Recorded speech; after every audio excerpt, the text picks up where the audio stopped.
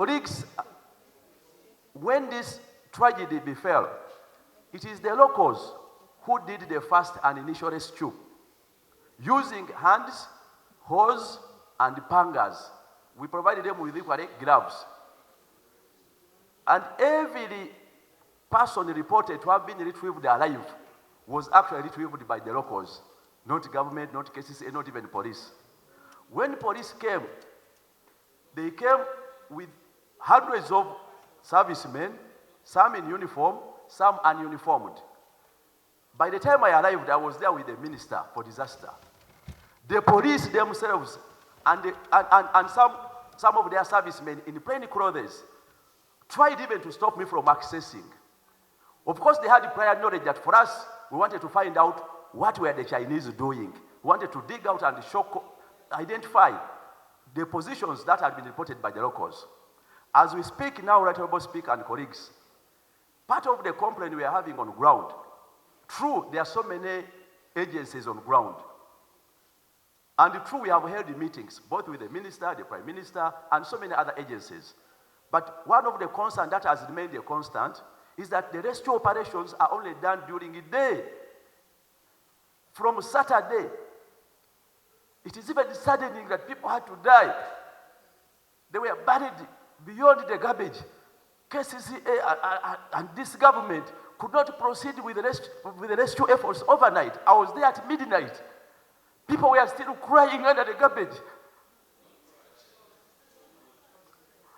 Because in the first rescue efforts, people were following up, those who were knocking up and were digging those particular spots.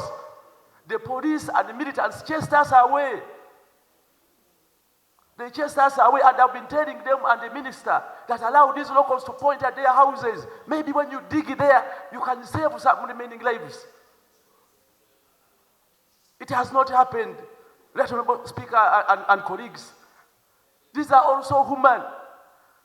What we had is a purported condolence message from Mr. Museveni, alleging that these are encroachers encroachers near the landfill. These are lawful owners with land titles. Majority are owners of Milo and some Bibanja owners. It is very saddening to find your people being branded encroachers after being killed by the state.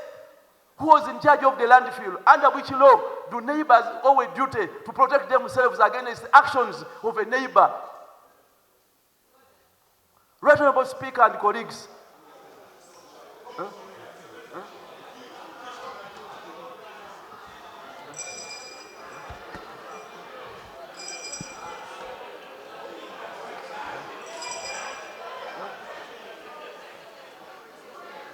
Order, honorable colleagues. Let the area member of parliament.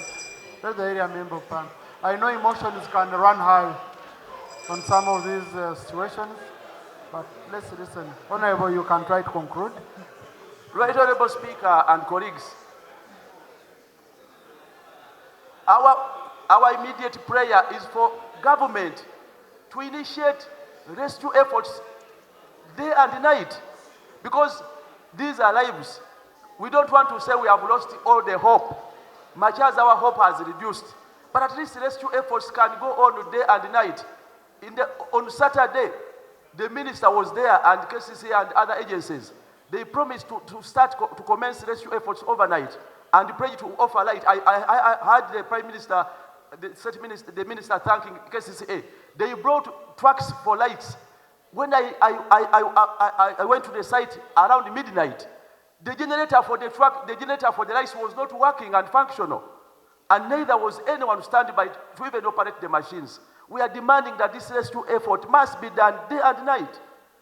Equally, for a number of our people who were injured during this crisis, we heard of condolences and support of 200, now 1 million. In this country, where can you get medication with a lost wound where can you get medication at 1 million? Let's talk about treating our people fully.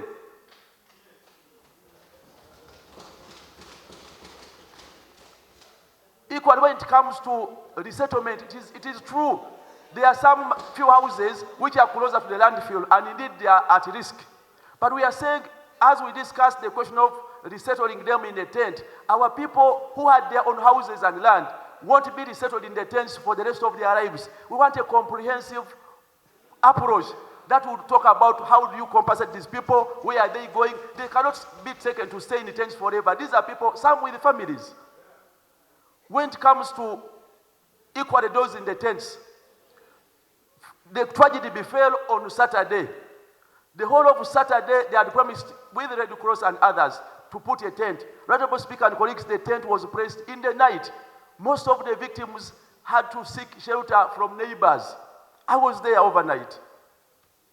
And even when the tent was raised, the Minister for Disaster had promised that they're going to offer beddings and other items. They were only delivered yesterday, some of them. Just yesterday, and it befell on Saturday. Where is the preparedness of government? Because these are lives. And that's why the minister is mentioning a small number. Because people don't see hope in going in that would be tent. They don't see any hope because by Saturday, even when they raised the tents, there was nothing inside the tent. Even the toilet came 7 hours later, the portable toilet. And these are lives you are putting in a tent. Where is the preparedness and the urgency in rescuing and supporting these people? Honorable Speaker and colleagues, as I conclude,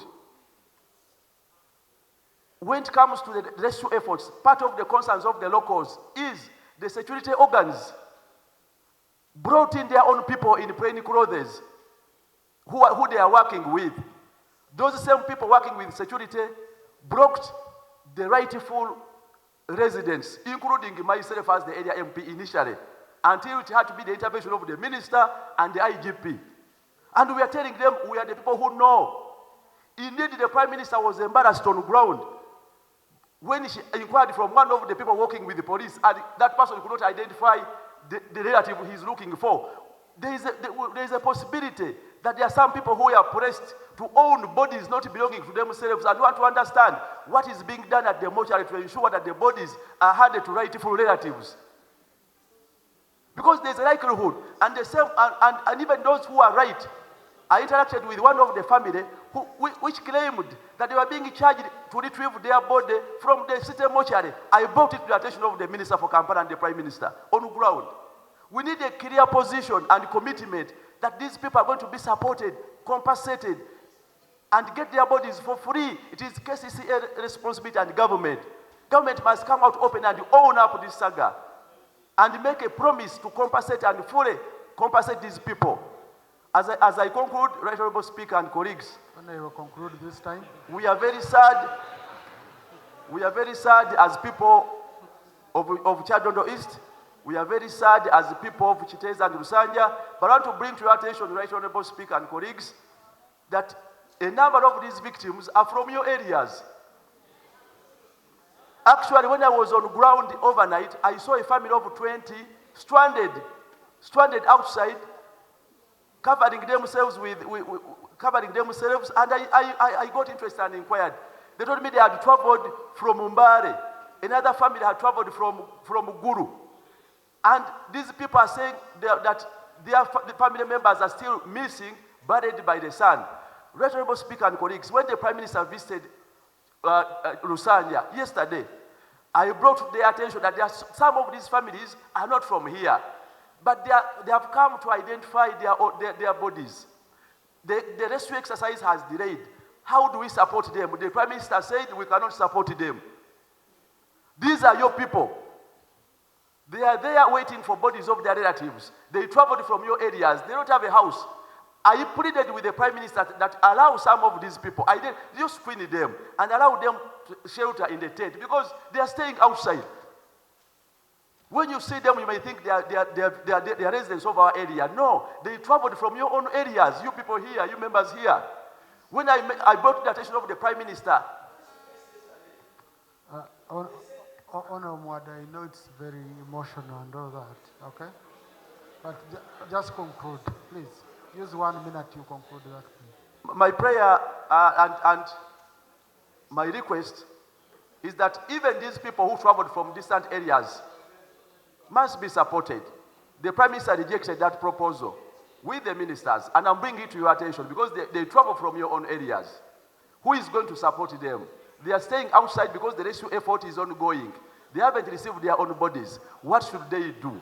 And then lastly, the locals are requested to be allowed to identify positions of their own houses. Much as they were chased from the landfill, but they are saying they know the exact location of their houses.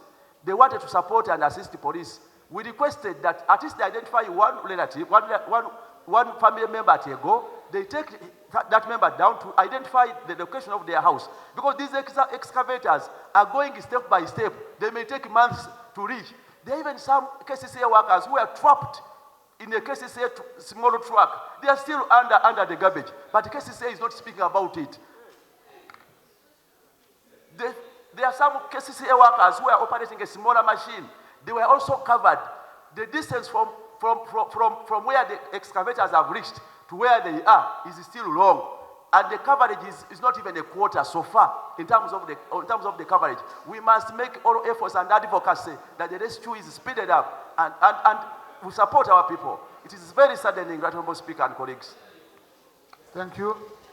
Now, Honourable Muwadda, we join you and the rest of the community.